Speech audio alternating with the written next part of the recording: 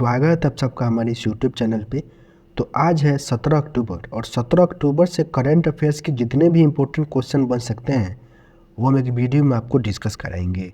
अगर हमारी ये सीरीज आपको लाभप्रद लग रही है तो हमारे चैनल को लाइक करें, सब्सक्राइब करें और शेयर करना ना भूलें। चलिए शुरू करते हैं आज के सबसे पहले क्वेश्चन से। और इस क्वेश्चन में आपको बताना है कि इंडिया यूके 2+2 वार्ता कहाँ शुरू हुआ है। तो बेसिकली इस क्वेश्चन में आपको बताना है कि इंडिया यूके 2+2 वार्ता कहाँ शुरू हुआ है। सही answer option number C Delhi हो जाएगा।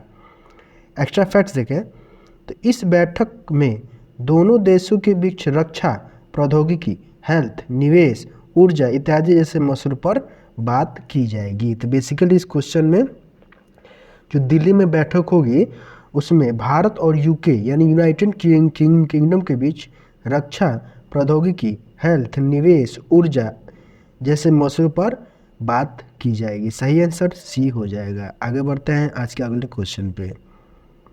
इस क्वेश्चन में आपको बताना है कि इक्वाडोर देश के सबसे युवा राष्ट्रपति कौन बनने जा रहे हैं। तो बेसिकली इस क्वेश्चन में आपको बताना है कि इक्वाडोर के नए राष्ट्रपति कौन बनने जा रहे हैं। तो सही answer option number B Daniel Noboa हो जाएंगे। राष्ट्रपति का चुनाव अभी इक्वाडोर में हुआ था और डेनियल नोबोआ ने अपने प्रतिद्वंदी लुइस गोंगलोज को लगभग 5% वोटों के अंतर से पराजित करते हुए इक्वाडोर देश के सबसे युवा राष्ट्रपति बनने जा रहे हैं। तो आपको इसका नाम याद रखना है, option number B Daniel Noboa राष्ट्रपति बनने जा रहे हैं। आगे बढ़ते हैं नेक्स्ट क्वेश्चन पे। इस क्वेश्चन में आपको बताना है कि भारत वियतनाम संयुक्त वार्ता स्तरीय बैठक कहाँ शुरू हुई है। तो बेसिकली इस क्वेश्चन में आपको बताना है कि भारत वियतनाम की संयुक्त वार्ता स्तरीय बैठक कहाँ शुरू हुई है। सही answer option number B Hanoi हो जाएगा, जो कि वियतनाम में है। सही आंसर ऑप्शन नंबर बी हो जाएगा। और फ्रेंड्स इस बैठक में भारत के विदेश मंत्री एस जयशंकर भी गए हुए हैं। तो आपको ये नाम याद रखना है कि ये भारत की तरफ से है, जयशंकर वहाँ पे बैठक में गए हुए हैं। सही answer option number B Hanoi हो जाएगा। आगे बढ़ते हैं आज के अगले क्वेश्चन भी। इस क्वेश्चन में आपको बताना है कि एम.एस. गिल का हाल ही में निधन हो गया, ये क्या थे। तो एम.एस. गिल जिनका हाल ही में निधन हो गया वो क्या थे आपको बताना है। तो सही आंसर ऑप्शन नंबर ए हो जाएगा, ये मुख्य चुनाव आयुक्त रह चुके थे। इन्होंने सन 1996 से 2001 तक अपनी सेवा दी हुई थी मुख्य चुनाव आयुक्त के रूप में। और 2008 में कांग्रेस पार्टी ने इन्हें केंद्रीय खेल मंत्री भी बनाया हुआ था। तो आपको ये भी याद रखना है कि 2008 में ये कांग्रेस पार्टी में केंद्रीय खेल मंत्री भी रह चुके हैं। सही आंसर ऑप्शन नंबर ए हो जाएगा। आगे बढ़ते हैं नेक्स्ट क्वेश्चन भी। इस क्वेश्चन में आपको बताना है कि best tourism village of India award किस गांव को मिला है। तो best tourism village of India का अवार्ड ऑप्शन नंबर ए नवपिंडी सरदारन को दिया गया है। अब ये नवपिंडी सरदारन है कहाँ, तो ये गांव गुरदासपुर पंजाब में स्थित है। इस अवार्ड को टूरिज्म मंत्रालय द्वारा दिया जाता है, ये भी आपको याद रखना है।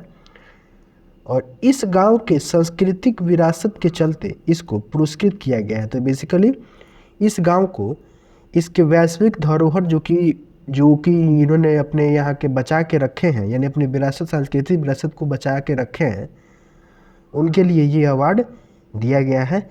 और ये जो सांस्कृतिक विरासत है इसको बचाने का काम वहाँ के दो बहनों ने, जिसका नाम है संघा बहनों, जो कि संघा बहनों के नाम से प्रचलित है। इन दोनों बहनों ने इस गांव के सांस्कृतिक विरासत को बचाने में योगदान दिया हुआ था। तो सही आंसर ऑप्शन नंबर ए हो जाएगा। नेक्स्ट क्वेश्चन आपके सामने है, केंद्रीय विद्युत प्राधिकरण ने अपना कौन सा स्थापना दिवस मनाया हुआ है। तो इस क्वेश्चन का सही आंसर ऑप्शन नंबर ए 50वां हो जाएगा। और इस स्थापना दिवस समारोह में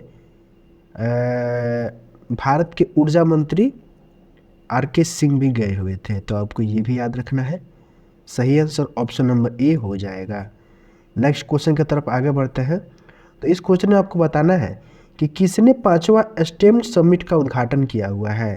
तो आपको बताना है कि 5वां स्टेम समिट का उद्घाटन किसने किया है। सही answer option number C Nitin Gadkari हो जाएंगे।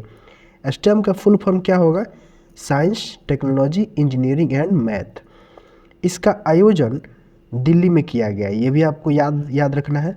और इसका उद्देश्य यानी स्टेम समिट का उद्देश्य शिक्षा के क्षेत्र में नए नए अनुसंधान, खोज, विकास आदि करने के लिए नए नए विद्यार्थियों को प्रेरित करना है। तो आपको ये याद रखना है, इसका उद्देश्य। सही आंसर ऑप्शन नंबर सी हो जाएगा। नेक्स्ट क्वेश्चन की तरफ आगे बढ़ते हैं। तो भारत किस ओलंपिक संस्करण की मेजबानी के लिए बीड में हिस्सा लेने जा रहा है? तो आपको बताना है कि किस ओलंपिक संस्करण के लिए भारत बीड में हिस्सा लेने जा रहा है। तो सही answer option number C 2032 Olympics के लिए हो जाएगा। आपको याद रखना है कि भारत में अंतिम बार ओलंपिक्स 1983 में आयोजित किए गए थे।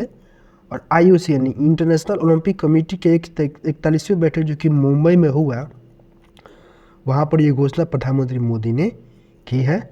2024 का ओलंपिक्स कहाँ होगा? तो पेरिस फ्रांस में। 2028 का लॉस एंजलिस अमेरिका में होगा। तो आपको ये याद रखना है। सही आंसर ऑप्शन नंबर सी हो जाएगा। आगे बढ़ते हैं। आपको इस क्वेश्चन में बताना है कि ग्लोबल मैरीटाइम इंडिया समिट 2023 का आयोजन कहाँ होगा? तो ग्लोबल मैरीटाइम इंडिया समिट का आयोजन मुंबई में किया जाएगा। ऑप्शन नंबर बी सही है इसका।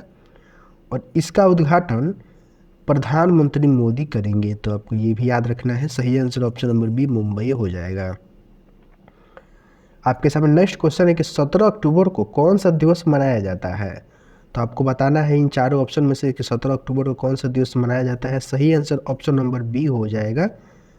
गरीबी उन्मूलन, अंतर्राष्ट्रीय गरीबी उन्मूलन दिवस इसका सही आंसर हो जाएगा। इस साल की थीम आपके एग्जाम में पूछी जा सकती है। तो थीम है decent work and social protection, putting dignity in practice for all. तो आपकी इसके थीम को भी याद रखना है, decent work and social protection, putting dignity in protection practice for all. आगे बढ़ता है आज के अंतिम क्वेश्चन। 20 क्वेश्चन में आपको बताना है कि हॉर्नबिल फेस्टिवल 2023 का आयोजन कहाँ किया गया?